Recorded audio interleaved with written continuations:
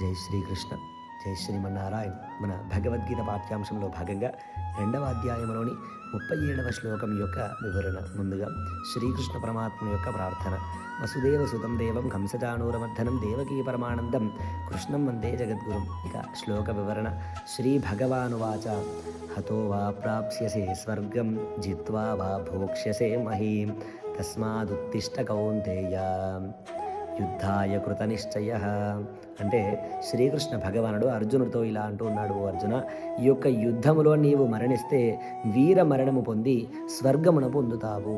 ఒకవేళ ఈ యొక్క యుద్ధములో జయిస్తే అంటే విజయము సాధిస్తే రాజ్య భోగములను అనుభవిస్తావు. కనుక ఓ కౌంతేయ, లేసి కృతనిశ్చయుడవై ఈ యొక్క యుద్ధము చెయ్యి అని శ్రీకృష్ణ భగవానుడు అర్జునుడితో పలికినట్లుగా ఈ యొక్క శ్లోక వివరణలో మనకు తెలుపబడింది.